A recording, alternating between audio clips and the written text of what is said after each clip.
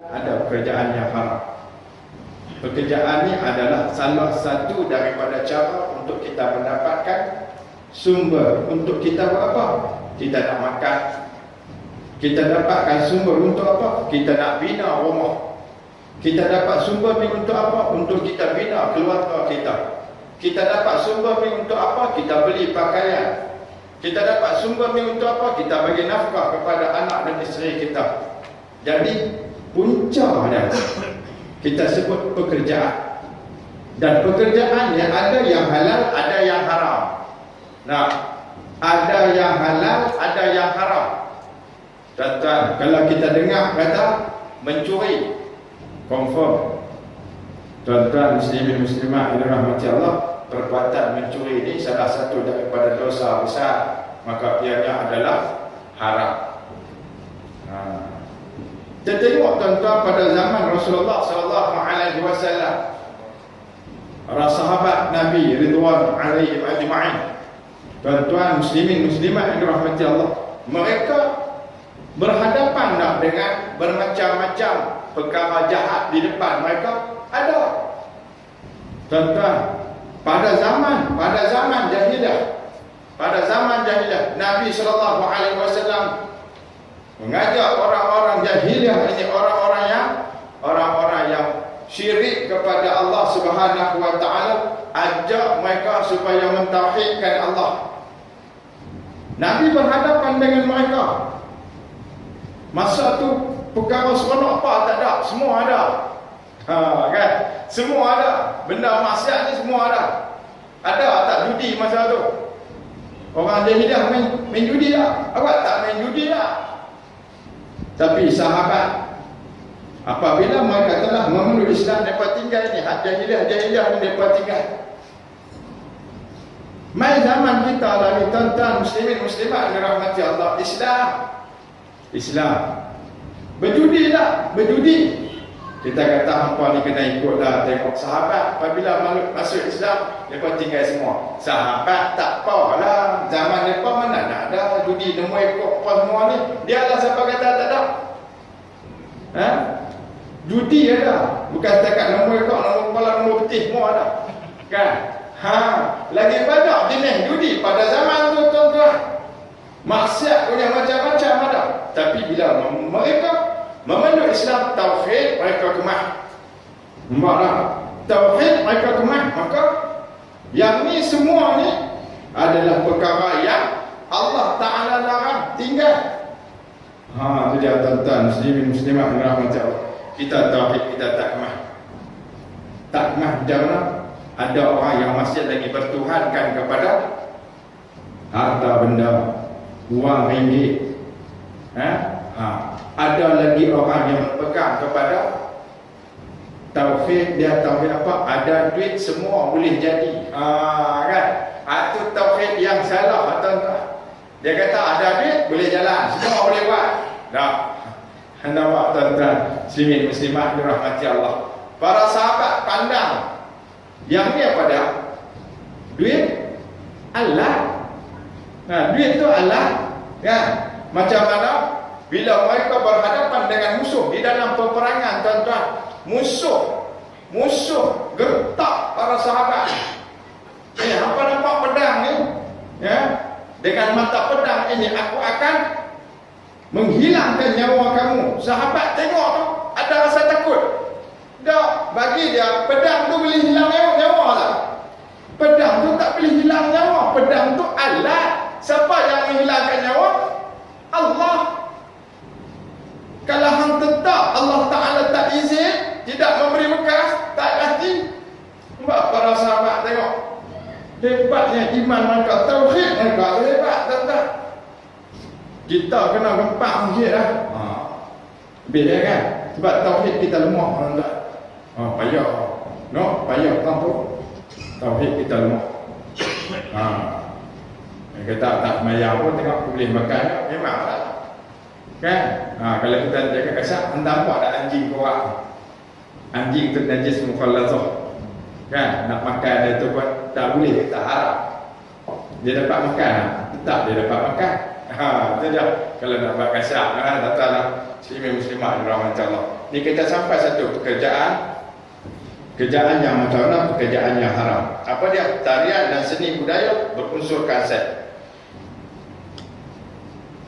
Kata Syekh kita, Syekh Yusuf Qaradawi dalam kitab Al-Halal wal Haram, dia kata apa? Islam tidak membenarkan pekerjaan menari, sama ada lelaki maupun perempuan, yang boleh menarik keinginan nafsu syahwat, dan apa sahaja pekerjaan yang menimbulkan syahwat, seperti menyanyi dengan pakaian menjolok mata, berlakon dengan kelakuan yang tidak bermoral, dan segala jenis kesenian, meskipun ramai orang yang menamakannya sebagai seni budaya, dan beranggapan bahawa kaum yang sudah mencapai tahap kesenian demikian rupa merupakan bangsa yang maju, ataupun diberikan pelbagai tanggapan lain yang menyesatkan sekali.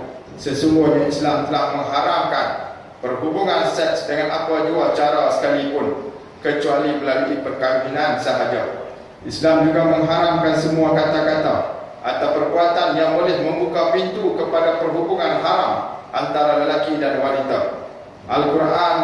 Al-Quranul Karim telah memberitahu rahsia pencegahan terhadap perbuatan zina yang diungkapkan dengan ringkas, tetapi memberi pengertian dan maksud yang mendalam. Firman Allah, wala taqrabuz zina innahu kana fahishatan wa sa'a sabila.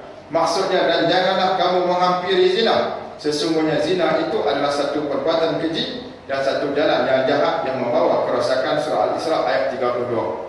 Al-Quran tidak dapat mencegah manusia daripada perbuatan zina, tetapi ianya boleh mencegah manusia daripada mendekati perbuatan yang boleh menarik mereka kepada perbuatan zina itu. Daripada apa yang telah kami sebutkan dengan ringkas, apa sahaja yang boleh menimbulkan nafsu syahwat merupakan perbuatan yang boleh menghampiri kepada perbuatan zina. Malahan ianya dapat membangkitkan syahwat untuk melakukan zina serta menghasut mereka untuk melakukan perbuatan zina. Alangkah buruk sekali apa yang mereka lakukan itu. Tuan-tuan muslimin muslimat dirahmati Allah, Syekh kita Syekh Yusuf Qaradawi dia kata apa? Kesenian, lakonan, tarian, nyanyian, apa saja yang boleh menaikkan syahwat nafsu manusia, maka perbuatan tersebut adalah perbuatan yang haram. Kalau cari makan dengan cara tersebut, perbuatan cari makan dengan cara itu adalah haram hukumnya. Tuan-tuan muslimin muslimat yang dirahmati Allah Subhanahu wa taala. Sebab apa? Sebab dengan cara itu, tuan-tuan, dapat menarik orang lain kepada perbuatan-perbuatan maksiat. Buat cerita, buat filem, tuan-tuan muslimin muslimat yang dirahmati Allah. Filem, kalau kita tengok kebanyakan filem cinta, kan? Filem kebanyakan filem cinta. Kecuali kalau kita tengok kartun. Tapi kalau gambar lawan pun ada juga, dia selit-selit, tuan-tuan muslimin muslimat yang dirahmati Allah Subhanahu wa taala. Hak yang ni yang boleh tarik manusia, boleh tarik penonton yang menonton, walaupun dia letak pada satu, kita kata, nama yang lain. Dia letak nama kesenian, tapi bila kesenian itu boleh menarik orang kepada perbuatan haram, maka hukumnya adalah haram. Dan Allah Ta'ala berfirman, wala taqrabuz zina, jangan kamu menghampiri zina. Hampir ni maksud dia apa? Janganlah kamu melakukan perbuatan-perbuatan yang boleh perbuatan itu mengarah kepada perbuatan zina. Tuan-tuan muslimin muslimat dirahmati Allah, kita tak payah hurai panjang lah ayat ni. Sebab kita kata lakonan ni, kita tengok pun kita tahu lah. Melainkan kalau lakonan itu untuk memberikan kesedaran. Contoh tanah kubur, kan? Tanah kubur, Tok Adi kata ada apa? Korek kubur. Ada cerita lah keadaan keadaan mayat tu macam mana.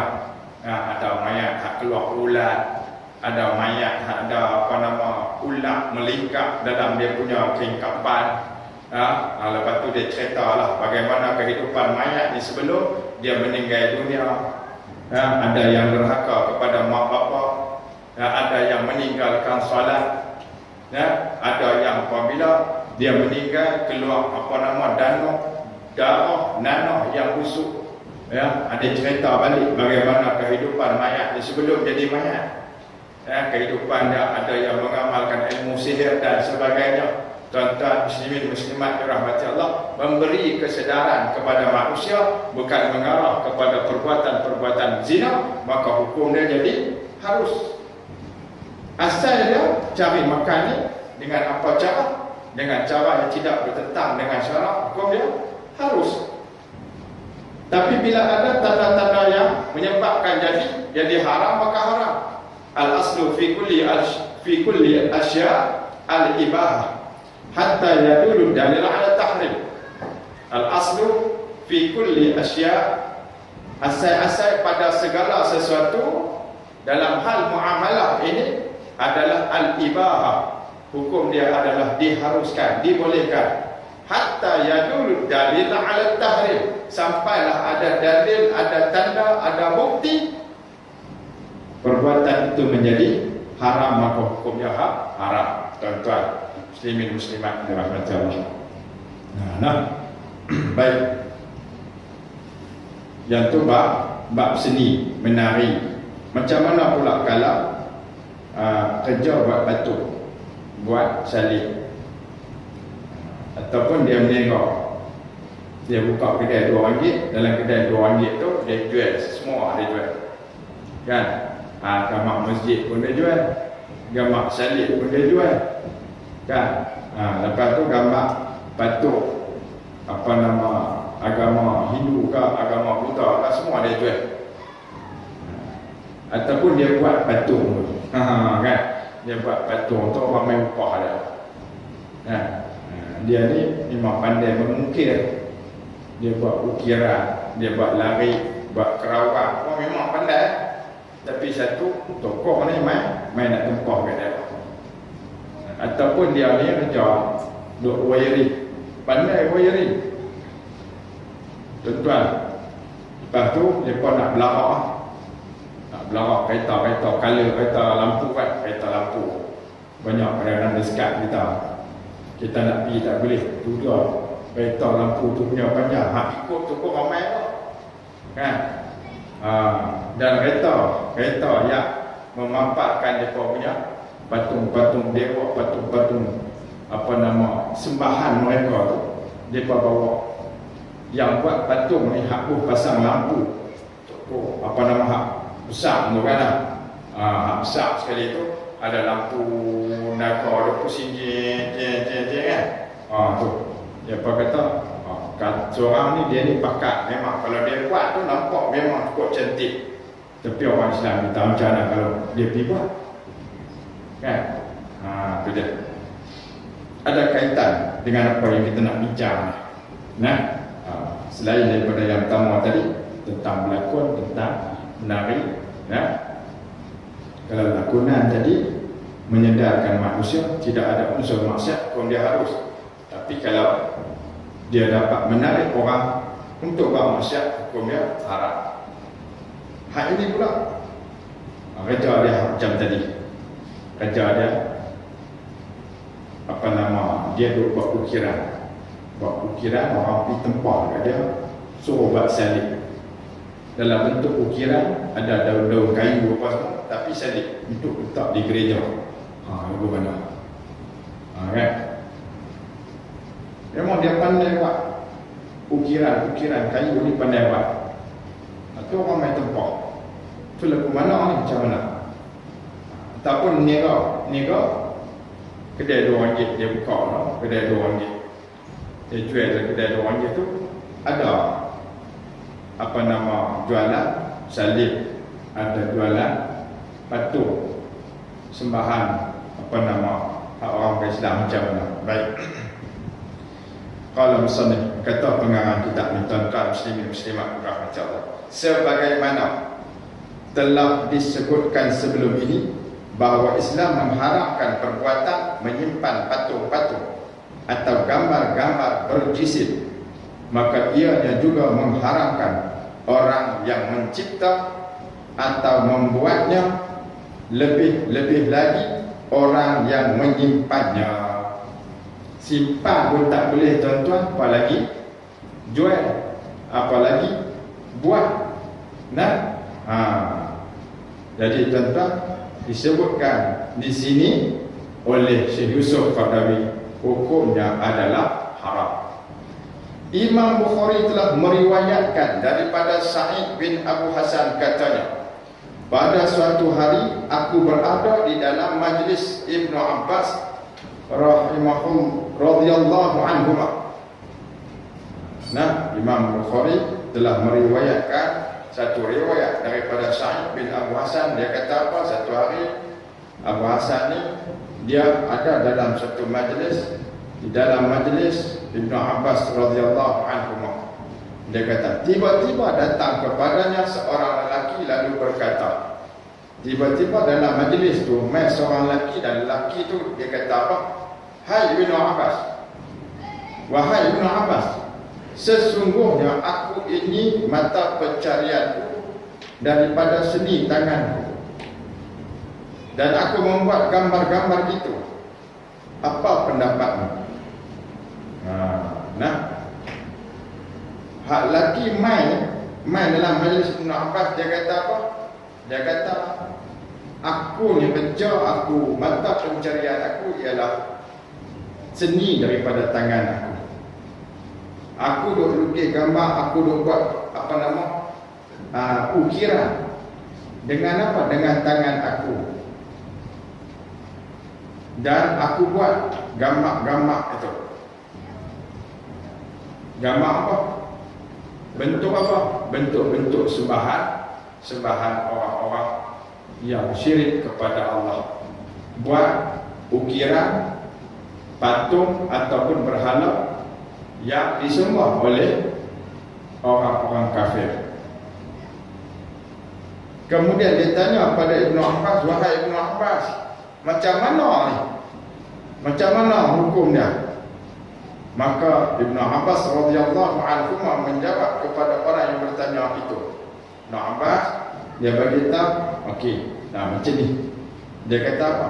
Aku tidak akan memberitahumu melainkan apa yang aku sendiri mendengar daripada Rasulullah sallallahu alaihi wasallam sebagai jawapanku. Dia kata, hang dengar ni. Aku nak jawab jawapan hang ni bukan jawapan tu main daripada aku, tapi jawapan yang aku nak abang kat hang ni adalah apa yang Nabi sendiri bagi tahu. Kata Ibnu Abbas, aku mendengar baginda sallallahu alaihi wasallam bersabda, "Man sawwara suratan fa inna Allah yu'azzibuhu hatta yanfakhu fihi ar-ruh wa laysa binafikhin fiha abada." Maksudnya, barang siapa yang menggambarkan suatu gambar, yakni siapa yang melukis suatu gambar satu patung yang berjisim, maksudnya di sini, fa innallaha yu'azzibuhu, sesungguhnya Allah Subhanahu wa taala akan menyiksanya, hatta yanfahu fihi ruh, sehingga dia tidak dapat meniupkan roh pada gambar itu. Walaysa binafikhin fiha abadan, padahal dia sama sekali tidak akan mampu meniupkan roh padanya. Dia mendengar jawapan Ibnu Abbas radhiyallahu anhu, lelaki itu kelihatan gelisah sekali disebabkan tidak senang mendengar jawapan itu dan berasa tersinggung. Maka Ibnu Abbas radhiyallahu anhu berkata lagi kepadanya, celaka engkau, sekiranya engkau ingin melukis juga, maka buatlah gambar-gambar pemandangan dan apa sahaja gambar yang tidak mempunyai roh. Hadis riwayat Imam Al-Bukhari. Bila Ibnu Abbas bagi tahu Apa yang Nabi bagi tahu bahawasanya orang yang dok melukis gambar, gambar apa dia lukis? Gambar apa nama?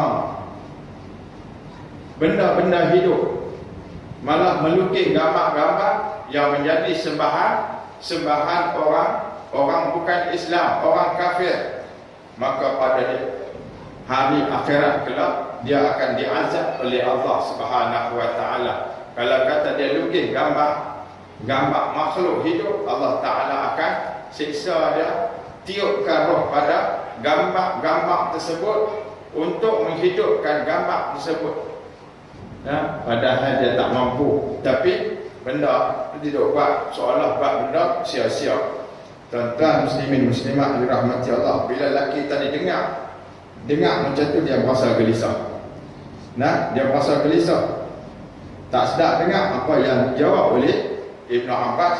Maka Ibn Abbas kata, celakalah engkau. Sekiranya engkau ingin melukis juga, kalau nak lukis juga, kata Ibn Abbas, lukislah gambar pemandangan dan juga gambar apa saja makhluk yang tak hidup, bukan makhluk hidup. Lukislah gambar lain, kan? Gambar pemandangan dan lukis gambar bulan, kan?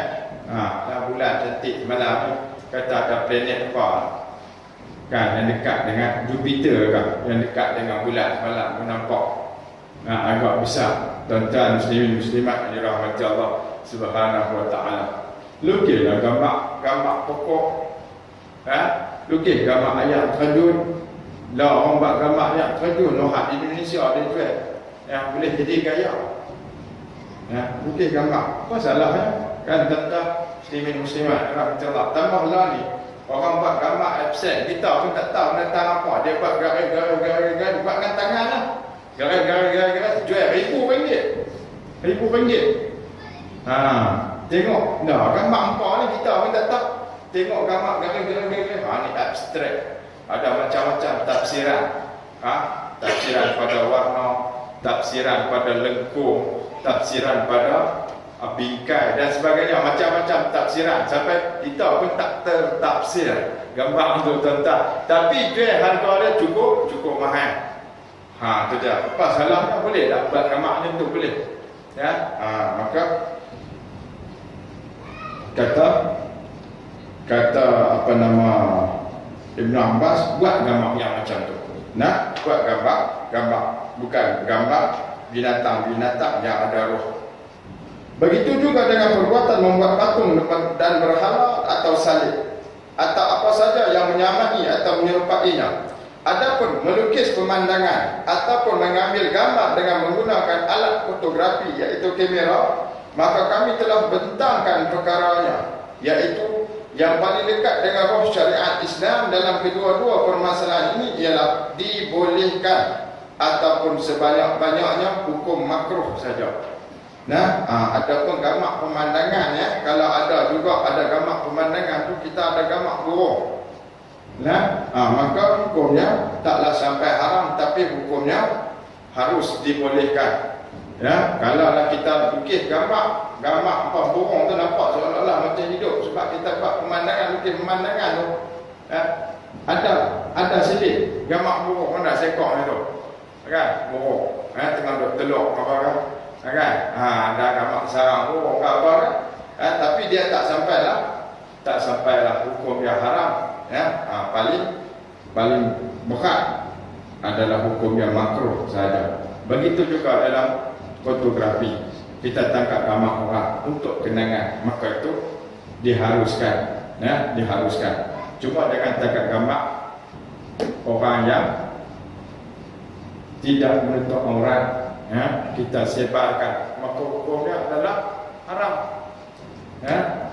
Ataupun curi tangkap gambar, jadi paparazzi, tangkap gambar orang mandi, orang perempuan mandi, tangkap gambar apa nama yang tak senonoh ni, maka hukum dia adalah haram lah. Itu dia. Itu pun jika gambar-gambar yang diambil itu tidak termasuk gambar-gambar yang diharamkan oleh Islam, seperti gambar-gambar yang menampakkan bahagian sulit kaum wanita atau lelaki yang boleh menimbulkan fitnah ataupun menggambarkan lelaki sedang bercium dengan wanita atau lain-lain lagi. Selain itu juga melukis gambar lembaga yang dimuliakan dan disucikan seperti gambar malaikat, para nabi dan seumpamanya, itu adalah diharamkan. Tak boleh lukis gambar malaikat, lukis gambar malaikat, bos sayap apa semua kan. Tak boleh, hukum dia adalah haram. Ataupun lembaga-lembaga yang merupakan perkara gaib, tuan-tuan. Yang boleh menjatuhkan akidah kita. Begitu juga tuan-tuan muslimin muslimat yang dirahmati Allah Subhanahu wa taala, ya. Kita lukis gambar nabi-nabi. Lukis gambar nabi-nabi zaman sebelum daripada zaman Nabi Muhammad. Lukis gambar Nabi Muhammad pun hukum dia haram dan berdosa. Lukis gambar Nabi Daud, kan? Duduk atas kapal. Lukis gambar buruk. Tahu buruk lagu mana? Tahu tak? Buruk lagu mana? Tak tahu kan? Tak nak tengok kan? Cuma digambarkan, ya, digambarkan dalam hadis. Kita pula pergi lukis gambar. Dulu ada semua gambar buruk kan? Gambar kuda, lepas tu ada sayap kan? Kita pembubuh belakang rumah, gantung gambar buruk, menggambarkan benda-benda yang macam ni, lembaga-lembaga yang dimuliakan, hukumnya adalah haram. Sampai orang sedih, orang kata, oh macam ni lah buruk, macam ni lah. Sedangkan kita tak tahu asal bentuk dia lagu mana. Cuma disebut soal macam malaikat lah. Disebutkan bahawa sedang malaikat tu bersayap. Dalam banyak hadis, di antaranya hadis Nabi kata apa? Innal malaikata la yata'u ajnihataha li talibil ilmi. Sesungguhnya malaikat Allah Subhanahu wa taala akan kembangkan sayapnya kerana redha kepada orang yang menuntut ilmu. Maksudnya malaikat ni ada sayap, dia lukis, ya, gambar orang, kemudian orang tu ada sayap. Macam buruk kan? Digambarkan dia lebih kecil daripada kuda, lebih besar daripada bagal. Tu nak habaq kata kenderaan buruk tu. Dia pergi lukis gambar kuda. Besar sangat pun tak, kecil sangat pun tak. Kemudian, ya, dia ada sayap dan kelajuan dia sekali dia bergerak sejauh mata memandang. Kemudian dia pun buat sayap. Kemudian di belakang gambar kuda tu dia buat gambar bukit. Kemudian dia buat gambar matahari dan nampak satu tempat yang jauh. Nak abang kata itulah gambar buruk. Ia melangkah sejauh mata memandang. Kan? Bolehkah kita gambarkan dengan kita buat lukisan macam tu? Hukumnya adalah haram. Kalau kita buat gambar, kita bayar muka orang, itu tak apa. Muka orang memang muka dia sungguh, kan? Ataupun kita lukis gambar pemandangan pokok, kita bayar pokok tu tak apa lah. Hal ini benda-benda ataupun makhluk Allah, yang merupakan satu perkara yang ada kaitan dengan keimanan kita, yang ada kaitan dengan keimanan. Contohnya macam malaikat, kan? Itu dia, tuan-tuan muslimin muslimat dirahmati Allah. Lah ni tak ada lah. Dah tak ada agama tu pun tak ada dah. Tapi setengah orang tu ada lagi, dia percaya lagi. Kalau boleh gambar tu kot akta penasaran ni, kan? Dia beli, kan? Dia beli. Buat apa? Kenangan gambar ni tak ada lah. Jangan beli. Jangan beli. Sebab apa? Sebab gambar tu kalau kita gantung, orang kata hukum dia haram. Simpan pun haram hukum dia. Gambar-gambar yang macam tu, tuan-tuan muslimin muslimat yang dirahmati Allah Subhanahu wa taala.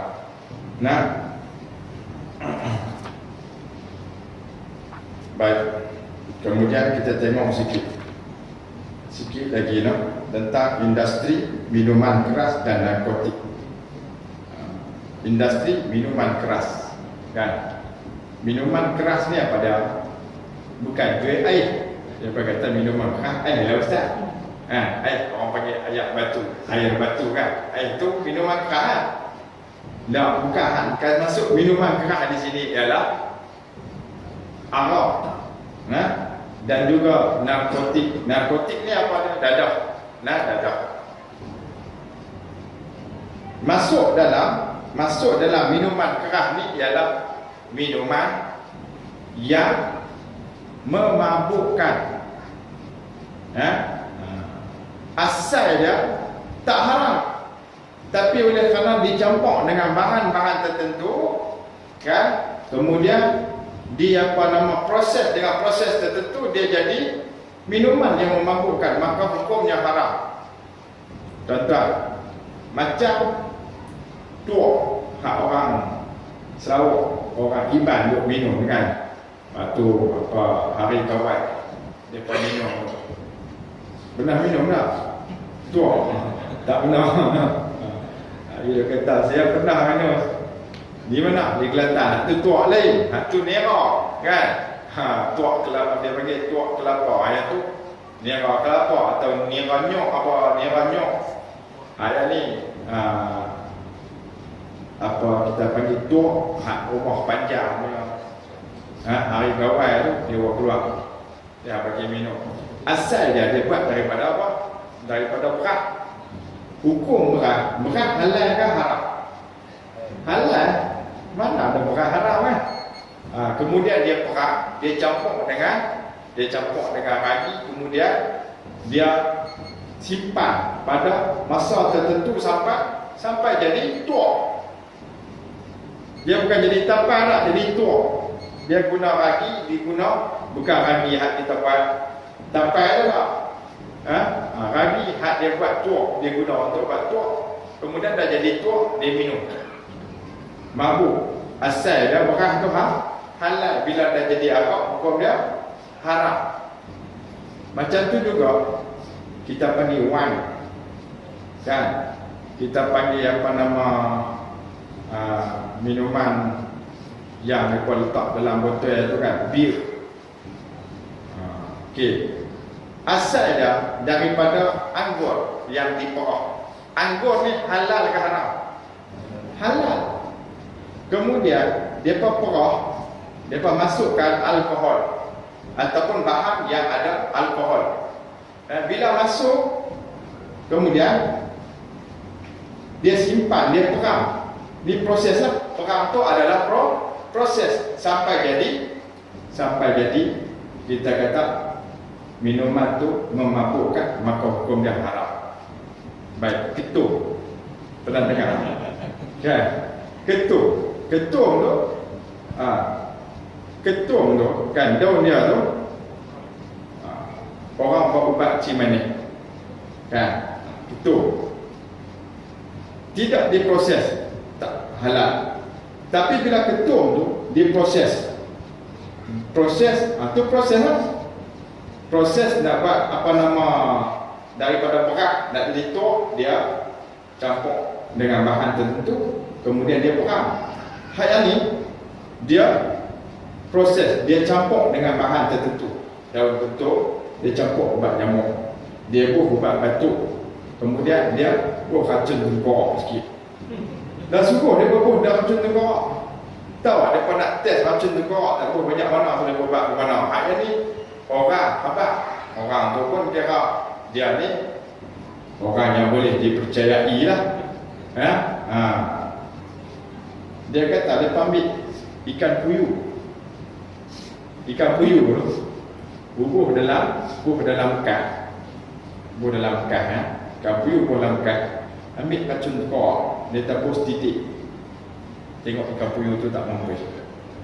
Okey, titik satu tanda. Dua titik, ikan puyuh tak mampu. Okey. 3 titik, ikan puyuh tu mampu. Tu nampak kata orang proses betul ni, dia buat eksperimen tu. Kau ingat lekeh lah kan? 3 titik mampu, dia kata. Jangan buh 3 titik, buh takat 2 titik je. Nak bagi apa? Nak bagi baru lagi cakorai yang dia buat. Nak pergi power lagi. Lagi mereka cari hak mana lagi power. Hak mana lagi power. Bila kena tu, dia nampak ni jalan ni macam dengan laut tu. Boleh penang. Sampai hak tu, tu power lagi ya. Bila dicampur ni, macam mana anggur dicampur dengan bahan yang ada alkohol ni daripada bahan yang asal dicampur. Ubat yang campur tu dia nama dia proses, kemudian dia rebus, kemudian lepas dia rebus dia letak air, kemudian dia bungkus, dia jadi bahan ataupun minuman yang memabukkan. Bila minum tu memabukkan, maka hukumnya adalah haram. Haram sebab apa? Sebab hilang akal. Dengan proses tadi menghilangkan akal. Jadi yang tu yang kita ambil kira. Tu kata penyalahgunaan, tu kata salah guna kan? Salah guna. Macam ubat batu, kita minum ubat batu. Salah ubat batu tak, dia ubat. Tapi orang salah guna ubatan macam mana? Orang salah guna ubatan macam mana? Ubat batu tu dia campur dengan daun, dengan campur dengan tek lembu. Ada tek lembu buat apa campur? Ni orang macam cerita. Tek lembu buat Lalu ni ada banyak perisa pula. Kita ustaz tahu. Kan? Tengok budak tambah. Budak-budak hak mana duduk belah tempat yang banyak benda. Kok ni banyak benda mentau ni kan. Macam-macam color dia tengok budak. Dia bawa bola apa motor lalu kat batas dah kat batas ban dengar bunyi enjin tu dengar tapi bawa slow kan, mata bulu kan, nak angkat mata pun tak pandang arah. Bila tak kena tu badan dia jadi ketak. Dia tengok ni jadi ketak. Jadi ketak. Bila jadi ketak tu cepat-cepat tengok duk komen motor kereta tu, bila ketak tu cepat-cepat pergi cari. Kena balik mai cakap pandai lah. Kan? Itu je. Sampai macam tu. Ayat tu penyalahgunaan sampai macam tu, maka hukum dia adalah haram. Kita telah membincangkan dalam tajuk yang terdahulu bahawa Islam mengharamkan perusahaan minuman keras khamar, sama ada dalam hal menghasilkannya, menyediakannya dan meminumnya. Semua pihak yang terlibat dalam kerja-kerja ini adalah terlaknat, iaitu terkutuk atas lisan Rasulullah SAW. Dan benda-benda yang boleh melemahkan akal fikiran, mukhaddarat seperti narkotik, kemudian hashish seperti ganja, opium dan apa saja dari jenis ini. Kita guna nama syabu lah ni, ada ais lah, macam-macam jenis. Samalah hukumnya dengan benda-benda yang memabukkan dalam hukum keharamannya tentang memakannya, menyediakan dan menjualnya. Maka semua haram. Makan, proses, jual, semua hukum dia haram. Islam melarang orang Muslim daripada bekerja di mana-mana industri atau pekerjaan yang membuat barangan yang haram atau mengedarkan sesuatu yang diharamkan olehnya. Bekerja di kelang tu pun tak boleh. Hukum dia tetap haram. Hari itu saya sembang dengan penagih dadah. Jadi kira macam pusat serenti tu macam kita kata asrama dia kan, balik dia keluar sat tak lama, sebulan juga tengok macam mana dia kata ni boleh dah lah, tak tahu tengok sebulan lepas tu tak ada pula, tak boleh pula kan. Pandai pula kita tanya ni mana dah apa ni ada itu masuk diploma Allah pakai ijazah. Kawan-kawan depa kan sembang kan, mak dia tua dah, umur ingat 60 dia, tapi tak payah tak payah terjebak. Bila tanya dia macam mana apa siapa apa ni, apa dia boleh buat kerja macam mana tu mak 60 boleh buat kerja kuat ni tak? Dia kata kena juga. Kan? Dia kata kena juga. Kita tengok dia buat kerja boleh. Dia boleh buat kerja daripada pagi sampai pagi esok. Buat kerja pagi kita tengok dia buat kerja. Dia ada tu kumpul apa barang kan, dia tengok dia buat kerja sampai 2 pagi esok. Dia kata dia boleh buat kerja berhenti makan. Tadi kalau dia tak larat, dia berhenti duduk atas aku kan. Dia kena sekali boleh buat kerja sehari. Itu dia. Kita kenal juga, kita tanya dia apa, kita pun panggil pakcik je kan. Pakcik kata, pakcik tak boleh nak buang. Dia kata pakcik kena ni, dia kata tak apa lagi tu. Dah dia kata umur 60 lebih dah kan. Dia kata hak bahaya tu, hak dah ni, hak budak-budak muda tu kena ni. Dia kata hak tu bukan dadah betul, dia kata hak tu cuma dadah tiruan. Dia buat apa dadah tiruan, dia kata hak tu cukup bahaya, dia kata hak tu lagi bahaya, dia kata tu cukup bahaya, tu boleh bawa maut. Ya Allah. Nah, tu dia tuan-tuan. Dia kena tak tahu lah macam mana kita Allah lah, kita tak tahu. Tapi kalau sebut orang kenal lah di tempat tu, kalau sebut nama dia tu orang kenal lah. Dia ni memang keluar buat sijil, masuk diploma, keluar diploma, masuk buat ijazah. Orang ni dua kata ni tak nampak ke mana, itu buat diploma ni masuk buat ijazah pula. Mampu dia kata tuan-tuan, no? Cuma sekali-sekala kita jumpa dia pun kenal dia tengok kita daripada kecil lagi. Kan? Dia kenal kita daripada kecil lagi. Dan kita dah ni tu orang umur 60 lebih dah. Tapi tak mati gitu kita tanya dia. Tapi dia kuat buat kerja, kita tengok kuat buat kerja ni. Apa nama? Pakcik. Dia kata kena kan? Ingat aku kisah dah. Dia kata hak jenis kami kena ni, dia kata hak jenis lama ni tak apa, dia kata tak apa situ lah kan. Tak tahu lah. Cuma tak payah kita tengok kadang-kadang kesian juga. Ya, dia camuk kereta ni, kereta kenari ni dia camuk.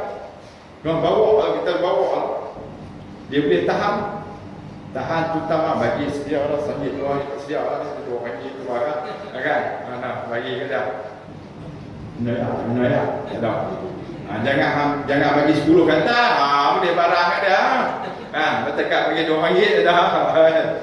Jadi tuan-tuan, kita berhenti dulu mencari keuntungan melalui perniagaan Allah lah. Berhenti tentu insya-Allah. Jadi tuan-tuan muslimin muslimat yang dirahmati Allah, kita tangguh dengan tasbih kafarah dan surah subhanakallah hamdi. La ilaha illa anta astaghfiruka wa atubu ilaik. Bismillahirrahmanirrahim. Innal insana lafi khusr illa alladhina amanu wa 'amilus salihati wa tawassaw bil haqq wa tawassaw bis sabr. A'udzu billahi minasyaitonir rajim. Bismillahirrahmanirrahim. Allahumma ja'alna ma'ana hadza jama'an ma'rufan wa tafarraqna min ba'dihi tafarruqan ma'suma. Allahumma faqihna fid din wa 'allimna at-ta'wil wa hdina siratal mustaqim bi rahmatika ya arhamar rahimin. Walhamdulillahi rabbil alamin.